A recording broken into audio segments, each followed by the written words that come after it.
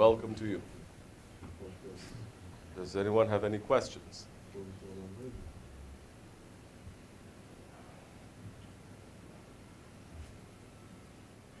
استغفر الله العظيم واتوب اليه لا حول ولا قوة الا بالله العظيم مدد يا صاحب السيف. Let us renew our religion. Renew our shahadat. أشهد أن لا إله إلا الله وأشهد أن محمدا عبده ورسوله صلى الله عليه وسلم. أعوذ بالله من الشيطان الرجيم بسم الله الرحمن الرحيم. نويت بين توزن حلوة رياضة السلوك. بسم الله لا حول ولا قوة إلا بالله العلي العظيم. الحمد لله الحمد لله الحمد لله شكر الله استغفر الله العظيم واتوب إليه. We're asking forgiveness from our Lord Allah subhanahu wa ta'ala that we are being disobedient ones in this 21st century. The whole mankind have lost their compass. Whole ummah has moved away from the compass that is the Holy Prophet ﷺ to different kinds of compasses. And because of that, we have been punished. Because of that, our pride and our identities have been taken away from us. And because of that, we are asking Allah subhanahu wa ta'ala to send us a sultan, to send us our Khalifa, to change this whole system back to be in the right compass. Because mankind, like I said before, we have lost the compass. Men and women, from young to old, from individuals to communities to whole countries, they are running top speed for the sake of their ego, running top speed for the sake of this dunya, and doing nothing but to fulfill their own desires. The Muslims, mu'mins, no longer they are one body. Because we cut off our head, our sultan. 100 years ago, we've cut off our head and we say we don't want a head. So, the body now is without a head. The body now is behaving without any intelligence. And the body now does not care. Because Holy Prophet ﷺ is saying, the ummah, they are one body. If one person is suffering, the whole ummah must feel it. Just as if your finger is in pain, your whole body is going to feel it. But in these days, Muslims, they are not feeling anymore. Their hearts are lost. They become heartless because they have put other than Allah into their heart. They have put selfishness. They have put arrogance. They have put only their desires, saying, why I should be caring for others? Why I should be caring for what my other Muslims they are feeling? Like I said, for individuals to whole nations, we may say, common people like you and me, we may say we don't have any power. We don't have any voice. We are not equipped to handle anything. But we are not off the hook too. We pray. We have to make a prayer, which so many Muslims, they are not doing it. Because they say, if I start thinking and feeling for all my other Muslims that are suffering in this world right now, I may feel miserable. I don't want to feel miserable. I don't want to feel bad. I want to enjoy my life. I want to enjoy my life because now the whole world is in front of me. That time you're not a Muslim, you're a munafiq.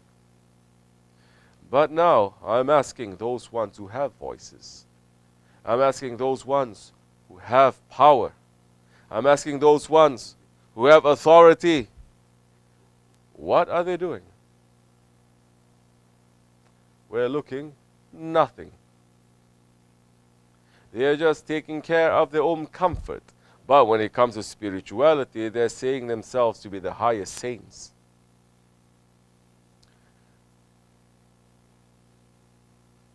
MashaAllah. Now, so many countries, they're celebrating the Mawlid. One statistic I'm reading is saying out of 49 Muslim countries, 47 they are celebrating Mawlid. That's good. MashaAllah. Very good.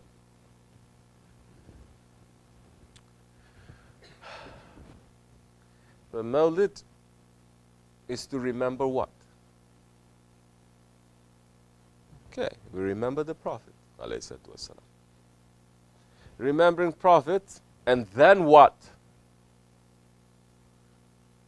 Remembering the Prophet, and we must remember what he brought. We must remember what he left us with. We must remember what he had taught us. We must remember that the first words and the last words that he spoke is ummati. Ummati is the nation. So we're having Mawlid. Are we thinking about the nation? Are we reminding the nation to wake up? Are we opening our hands to pray that this nation comes out from the ghaflat and it comes out from the suffering and the oppression that they are being visited by every single day? Or are we seeing so many hundreds and thousands of people? We are looking, mashallah, this one must be a very powerful man. Powerful scholar, powerful sheikh. He's able to get hundreds and thousands together. He must have so much power. He's not normal people like you and me. Whenever he's there, hundreds and thousands they are gathering. So he must have power. He must have power to make a difference. He must have power to change the direction now of hundreds and thousands of people, of millions of people. Why the direction is still not changed? And we are watching. They are very tight-lipped. Their mouths are closed. When it comes to reminding the ummah that we are being oppressed, their mouths are closed when it comes to reminding those ones that they're sitting next to all the time and joking and laughing around, all the politicians and all those ones in authority, all the government people, all the official people that they're so close and they're being friendly and pals with. They're very quiet when it comes to warning those ones or telling those ones, we have a job to do. Hundreds and thousands, they are suffering. We must do something. You have the power. But they are not. They are not. Why aren't they not? Because they are being controlled now. They're no longer speaking for the sake of haqq. Or Sufism, everyone can talk about Sufism. They can talk about Sufism until, they say in English, hell freezes over. Huh? But what is a Sufi if he is not going to change the direction of this world from batil to haqq? Because that is a sunnah of the Holy Prophet ﷺ. It's to enjoin the good and to forbid the evil. It is to change something when you see something wrong, to change it with your hands. If you cannot with your tongue, if you cannot with your heart. Now those ones, I'm saying those ones who are gathering hundreds and thousands of people, Are you changing what you're seeing in front of you that is wrong? Because you have the hands, you have the power. You are not. You're keeping very quiet. Are you changing it with your tongue? We're seeing you have no tongue. Allahu alam, if you're changing it with your heart. Changing it with your heart, that is the lowest level of faith. We are low-level faith people. That's all we can do, to pray. But if you have the power in your hands, it's not good enough for you to pray now. So many, they don't like these words. So many, they say, no, no, no. That is getting ourselves involved in politics. It is not politics. You're seeing something wrong. You say. You have the authority, you must. Otherwise, what kind of leader you are? Just for singing and dancing. That's all. Because now, like I said, the Mawlid, remembering the Prophet, is not just to sing and to dance. It is to continue the work of that Prophet, ﷺ.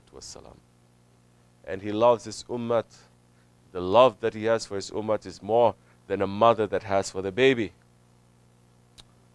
So are we taking care? Those who have the power, those who have the authority, are they doing something for the ummah? Are they even reminding people? We're watching. No, it is not. When it fits to them, they're going to jump up and down. But when it fits to them, they're keeping very quiet. These scholars of Islam. Yes. All heavy burdens on top of their heads. We're not declaring ourselves anything. We're not scholars. We're not sheikhs. We're following Sahibul Saif. And these are the words that he has taught us to make us to understand, to wake up from this ghaflat and drunk station, to understand and to feel and to have a heart. Sufi? You're thinking Sufi is just to sit and to say La ilaha illallah. Are you not carrying what is happening behind you, in front of you, to your right and to your left? Yeah, 21st century Sufism. Selfish Sufis. Spoiled Sufis. Egoistic ones. Mawlana Jalaluddin Rumi, Qaddasallahu Sir. Sufi master. All world knows him. His name is not Jamaluddin.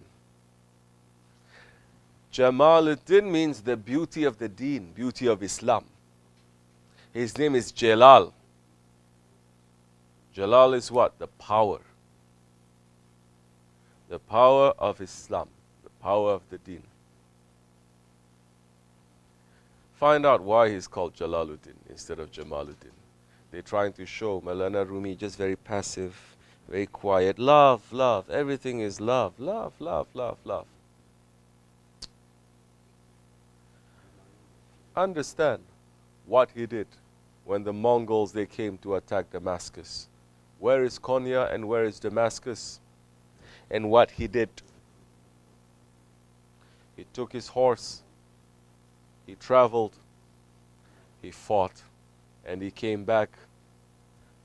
When he came back, his horse fell down dead, because he's able to travel with the Karamat in one day, going there in the Fajr time, after the Ishraq, coming back before the Maghrib enters, and later people finding out, the people of Damascus thanking this one man coming on a horseback and fighting and defending them from the enemies of Islam.